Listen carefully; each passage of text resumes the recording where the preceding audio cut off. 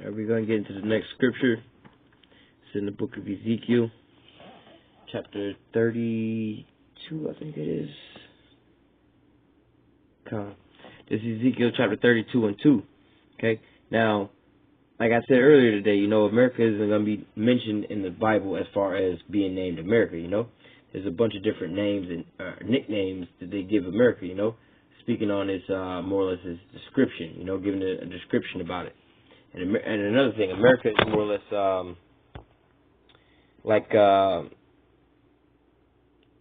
we'll kind of get to it in, we get to the statue in Daniel. But nevertheless, America is pretty much like a smorgasbord plethora of all these other nations, all these other wicked kingdoms beforehand. America is pretty much like a smorgasbord of all of that, So this is Ezekiel 32 and 2. It says, Son of man, take up a lamentation for Pharaoh, king of Egypt. Okay, Egypt is another word for bondage or slavery or captivity. Okay. Now, basically, it's like, look, son of man, take up a lamentation for the king of slavery, okay? Who's the king of slavery? Who is known for their atrocities in slavery? America, and Brazil, Brazil got a way bigger shipment of slaves than America did. But who was more fierce and who had more atrocities? Was it Brazil or was it America? It was America, okay? So it says, son of man, take up a lamentation for the king of slavery, or the Pharaoh of Egypt, Pharaoh king of Egypt, and say unto him, thou art like a young lion of the nations. Okay? Now, a young lion, first of all, we'll get into this part. A young lion being of the nations, young versus old. So all the other nations, they've been around for a while. America's one of the youngest nations to come up, So America being a young lion, you still young, more or less to say. All the other nations are older than you, But also, like a young lion versus an old lion, you have, I'll change the lion around to a puppy. You see a puppy versus an old-ass dog. That old-ass dog just want to sit on the couch, lay down, move real slow. He don't even want to bark. But you get a fresh little puppy, all he want to do is run through the house all damn day. Bite up and chew up every damn thing that's around him. He got a lot of energy and spunk in him, He more or less got a lot of juice. He can, he can get into a lot of shit all day long, It says,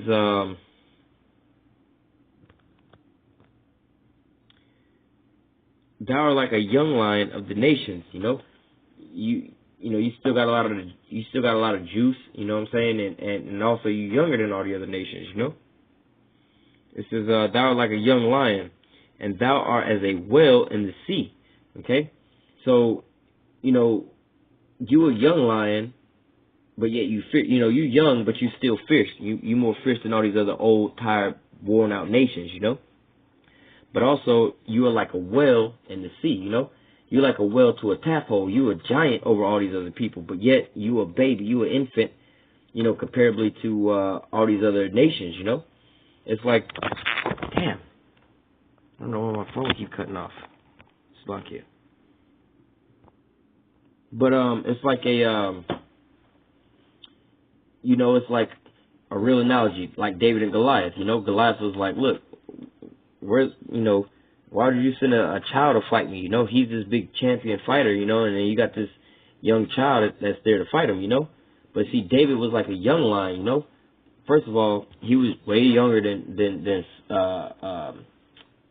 Goliath, and the rest of the soldiers that was in the army of Israel. He was young, but yet he had way more fight and he had way more fight in him than any of the old lions. They was all old and tired and couldn't get down no more, But also, David was more or less like a whale amongst all the other little fish or tadpoles of the sea, Amongst all the other people, David was exalted to be the king, Same we're here in America, Being one of the younger nations, but yet more fierce than all the other nations, And also, like a big-ass whale amongst all the other tadpoles of the sea, When America come by, everybody has to sit there moving in awe or whatever, They got to pretty much respect America in this move because, how they say, It's like a big ass semi truck. You riding next to a big ass semi truck, and you in a little bitty ass a motorcycle or something like that. Man, you gotta respect the size of that truck, you know. You be like, I'm on this little bitty ass motorcycle, and if I don't sit here and wait and be patient, let him sit there and cut across my lane and make this wide ass turn, he gonna smash on my ass, basically, you know. Same, same with America being this big ass fish amongst these smaller fish, you know.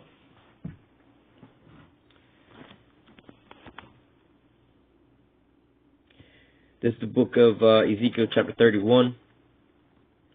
I'm going to start at verse 2.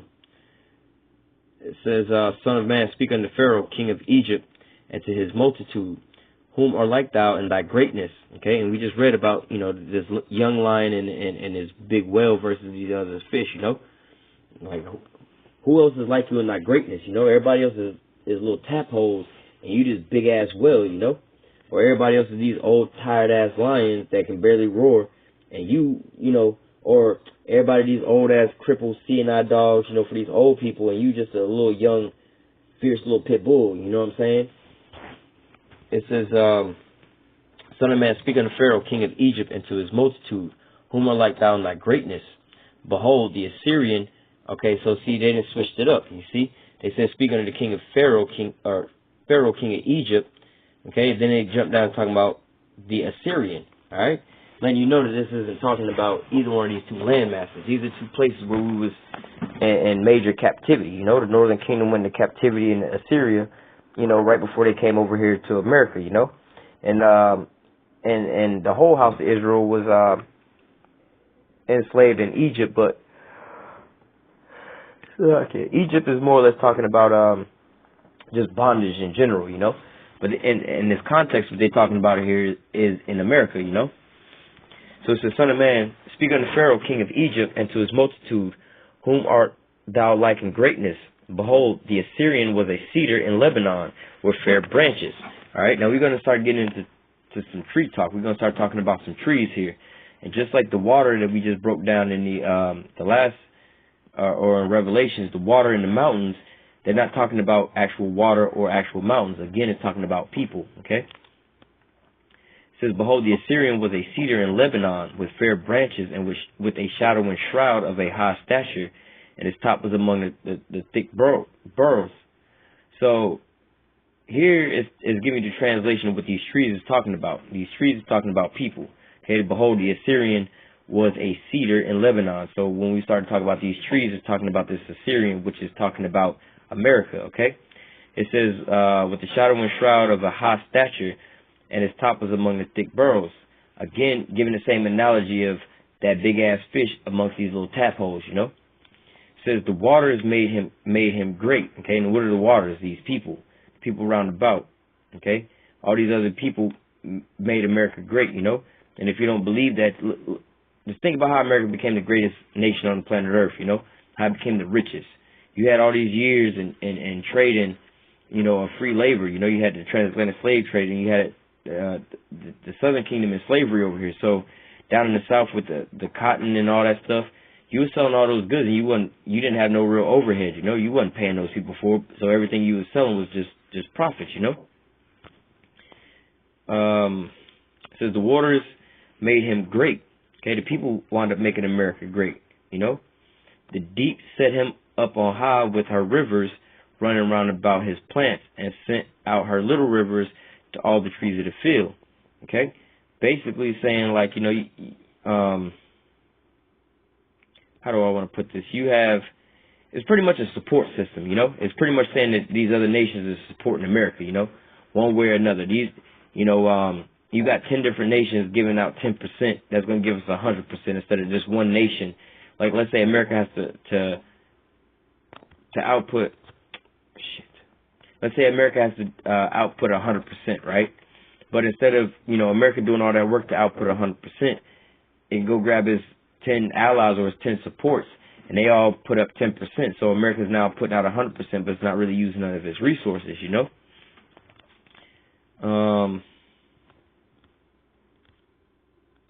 The waters made him great. The deep set him up on high with rivers running round about his plants, and sent out her little rivers unto all the trees of the field. Therefore his height was exalted above all the trees of the field, and his boughs were multiplied, and his branches became long because of the multitude of water when he shot forth. Yeah, because see, everybody want to come over here and help out America and build America up and bring all these ideas to America, so on and so forth. Everybody putting all this shit over here in America. They all investing over here. Yeah, America is gonna basically be how do you say, set up on high, more or less to say. Or they're going to kind of shine because, you know, you got everybody bringing all their best shit over here, you know, and trying to do their best from over here, you know. It says, all the fowls of heaven made their nests in his burrows, and under the branches did the beasts of the field bring forth their young, and under his shadow dwell all great nations. Okay, so basically here what you're talking about is the top of this tree, right? And it's a bushy tree on top, so, you know, and it has a large radius, you know. The top of the tree has a large radius, so it has a large area that's in the shadow, you know. Now the shadow is more or less a covering, you know.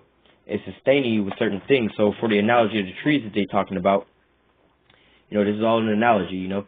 Let's say that, you know, you out in the damn field with nothing that's covering you, you know. You're gonna wind up you're gonna wind up sweating to death. But if you had that covering or those tree branches to get you some shade under, you could sustain yourself a little bit longer, you know. Not only that, if the same ass tree, you know, was long enough, you know, and it was big enough, you know, from the top around about, you know, no matter where you was at, it would just basically drop fruit right there at your feet, you know. And that fruit being a provision, you know, it's something that you eat, it's a provision, you know. But these are all pretty much analogies that's going into about this here tree, basically being a provision unto these other nations, you know. Or I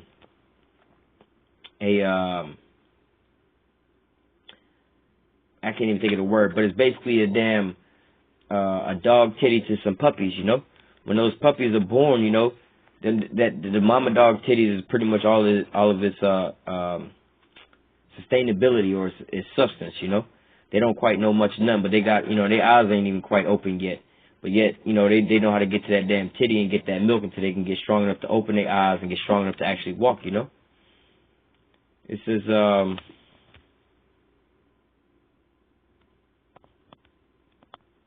verse 9. I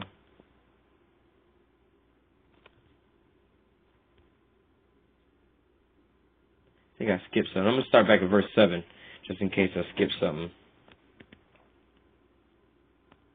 Oh, yeah, okay, that's where we was at. We'll read verse 6 again. And all the fowls of heaven made their nest in his boughs, and under the branches did all the beasts of the field bring forth their young, and under the shadows dwell all great nations. Yeah, and as a prime example of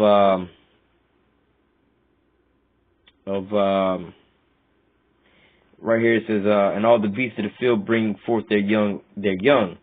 Okay, and under his shadow dwell all great nations, you know. And so, for an example of that is, you know, oh man, did I just lose my recording? No, we good. Anyway, going back into this, it says, under the branches did all the beasts of the field bring forth their young. Okay, so a lot of these other nations are coming over here, like you see the Arabs, the Chinese, the Africans, and stuff like that. They come over here to America, basically open up these gas stations, hair stores, and you know all these other little things, basically for them to have provisions. You know, they make some money here, then they send money back home, and they wind up being super rich back at home because they came over here and found sustainability. You know, they didn't open up them a little 7-Eleven or something like that, and now they got some kind of so-called sustainability. This is verse 7. Thus was he fair in his greatness and in the length of his branches, for his roots was by great waters. Okay, so his roots by great waters. Now, in the scripture tells us, roughly paraphrasing, I'll plant you basically by a stream. You know, basically I'll plant you as a tree by a stream, you know. And the analogy with that is, you know, trees have roots. The roots dig deep down into the ground to be able to get water, you know, soak up their water and also give it its sustainability, you know.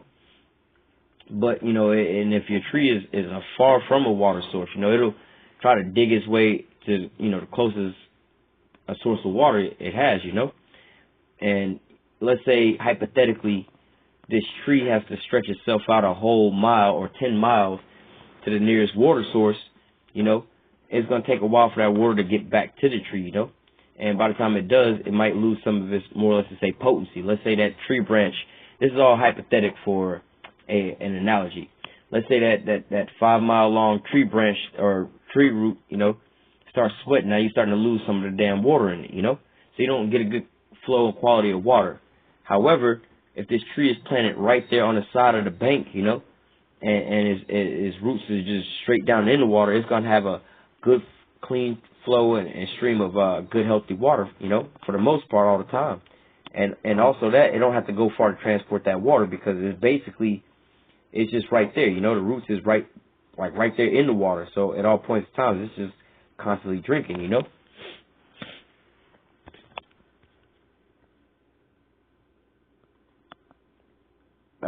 Verse 9, I have made him fair by the multitude of his branches, so that all the trees of Eden that were in the garden of Yahweh envied him.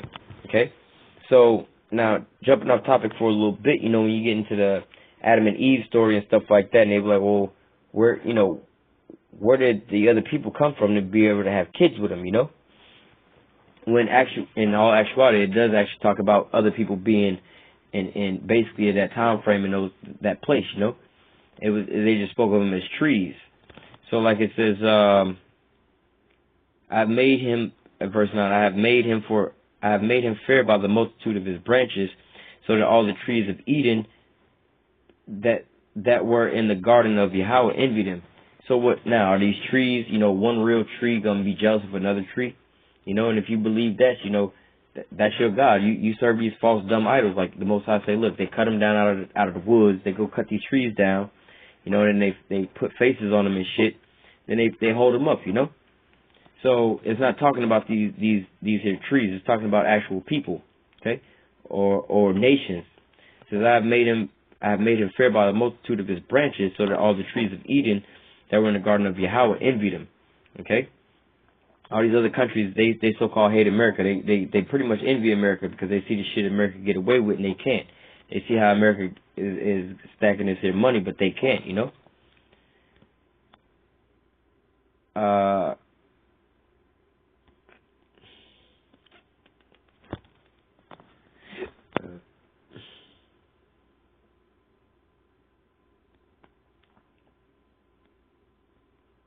Yeah, we're going to read one more verse.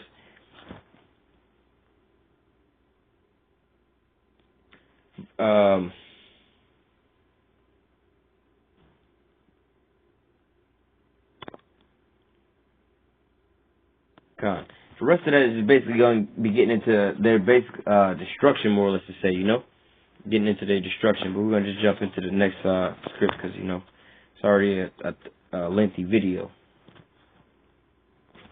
This is the book of Obadiah. We'll start at verse 1. Obadiah 1:1. The vision of Obadiah, thus saith Yahweh power concerning Edom. Okay? Esau, Edom, same people, also the head of America. Okay? We have heard a rumor from Yahweh we have heard a rumor from Yahweh, and an ambassador is sent among the heathen. Arise ye, and let us rise up against her in battle. Behold, I have made thee small among the heathen, thou art greatly despised. Okay? The pride of thy heart. Okay? Now the Marines, America says, proud to be an American, What other country is more proud than America? Okay? The pride of thy heart has deceived thee. Okay? And also the so-called white man. Like I said, he's the one ruling from this place, This here landmass ain't wicked at all, Nothing wicked about this here landmass. The landmass ain't did shit to nobody. Because, Gad was over here first, But then when Esau came over here, it's him. He's the wicked of this place, So it's not the landmass of America that's wicked, I mean, it is wicked nowadays, they got all these GMOs and shit off in the land, and polluted this and polluted that, but the land didn't pollute itself, So-called white man did all this shit to this land, It says, the part of thy heart has deceived thee, thou that dwellest in the clefts of the rock, whose habitation is high, that saith in his heart, who shall bring me down to the ground. Okay? Couple things here. The pride of thy heart has deceived thee, thou that dwellest in the clefts of the rock. You know, that's where you get the that's where you get the name Caucasian from. These people came from out of the Caucasus Mountains, you know, in Georgia, Russia. It says, thou that dwellest in the clefts of the rock, whose habitation is high. Okay? Now, they like to live in these skyscrapers made out of concrete to remind them of these caves they was dwelling in. And also look up Mount Petra. Okay? This big-ass mountain they used to carve out of. And you'll look at the entrance of that, and it looks just like the White House and all that other shit, you know? Talking about these cavemen. But it says, verse 3, the pride of thy heart has deceived thee. Okay? And the only people who was super proud like that is Esau. Thou that dwellest in the clefts of the rock. You know, and it also just told you who it was, you know, those that dwell in the clefts of the rock, you know. Just like how you have to read between the lines with this being America that we're talking about, and also other little things in there. It says, thou that dwellest in the clefts of the rock. So who lives in the clefts of the rock, or who live in caves and shit like that, you know? Is there anybody that's actually named after that today, you know? So-called white man, the Caucasian, okay? He's named after the Caucasus Mountains.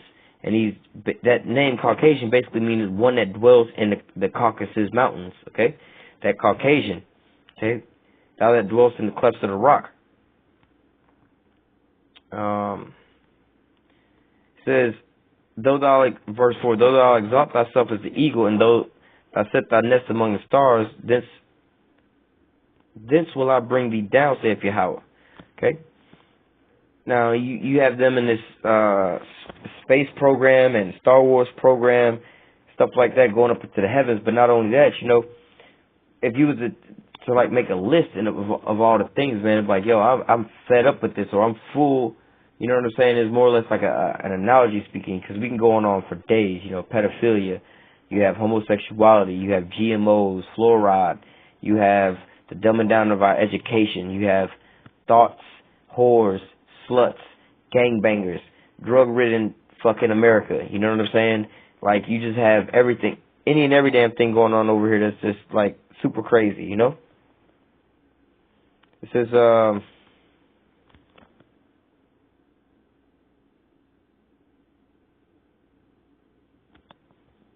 though thou set thy nest among the stars, this I will bring thee down. If these came to thee, if robbers by night, how art thou cut off? Would they have not stolen till they had enough? If grape gatherers came to thee, would they not leave some grapes? How are the things of Esau searched out?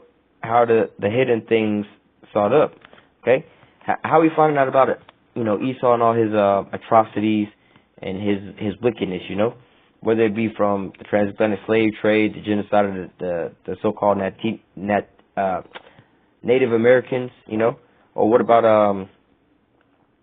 Pt3 or MK Ultra or all these things that he's got going on. How are these things being sought out? You know, how are these things being found out? The ultimate thing is that he ain't the real Jew.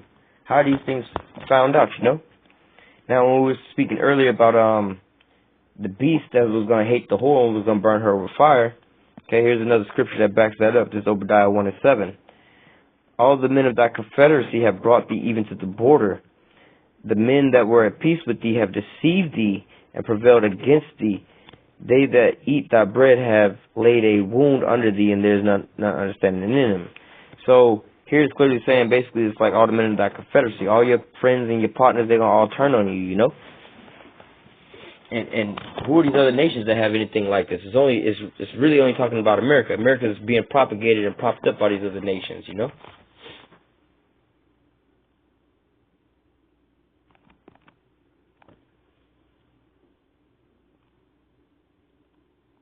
This is the book of Psalms, chapter 55, and verse 21.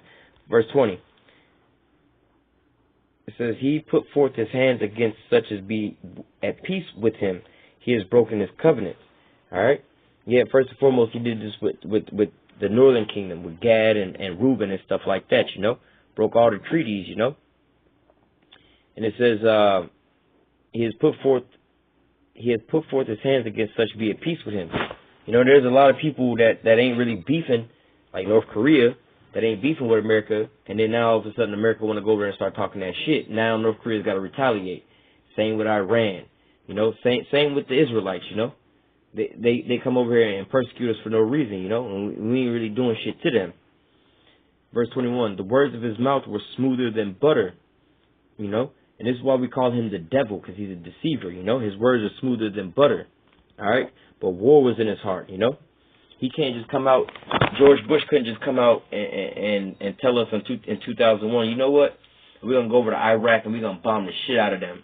Then we're going to steal the oil, and then me, George Bush, going to profit off of it, and y'all ain't. Y'all going to just lose your sons and your daughters in this war, and you're going to have to wind up raising taxes to pay for this shit, you know? If they would have just told us some shit like that, that would have just been flat out. But like the scripture says, his words were smoother than butter. Oh, yeah, you know, we had this atrocity. These Arabs came over and blew us up, and there's no place that they can hide. We're going to find them, and we're going to bring them to justice, you know? Saying all these types of things, you know, to how do you say, not to comfort folks, but to basically rock people to sleep, you know? They tell you all kind of little different things like that just to give you the runaround. They don't just tell you flat out what the deal is, you know? The words of his mouth were smoother than butter, but war was in his heart. His words were softer than oil, yet they were drawn swords. Salakia. Just like here in America, everybody's created and treated equal. You know, we love everybody, this and that. But why do you have the majority of the Southern Kingdom in prison out here? You know, why is why do you? Okay, so here's another example. His words were softer than oil, yet they were drawn swords. Right. Now, in this wickedness with these homosexuals in the LGBTQ whatever community, they're like, look, you know, everybody, we want to make a safe place to where our feelings aren't hurt and that we can be who we want to be without the scrutiny of any and everybody else. You know, that sounds like a soft word, you know, but then at the same time, when, you know, let's say the mainstream Christian groups say that they don't want that, you know. Why are they being persecuted if you know what I'm saying? Your words are more or less like, you know, we trying to help out every damn body, you know, and then also you want to include everybody and not have everybody have their feelings hurt, you know. So you're doing that for the homosexual people, but then when the other side's feelings get hurt, you don't give a fuck about them, you know. It says his words were softer than oil, yet they were drawn swords. Yeah, we're gonna go over there and liberate these Iraqi people from this brutal dictatorship that they got going on in Saddam Hussein. Now look at the condition of the people. Those people wish that they still have Saddam Hussein over top of them to this day. Next scripture we're going to get.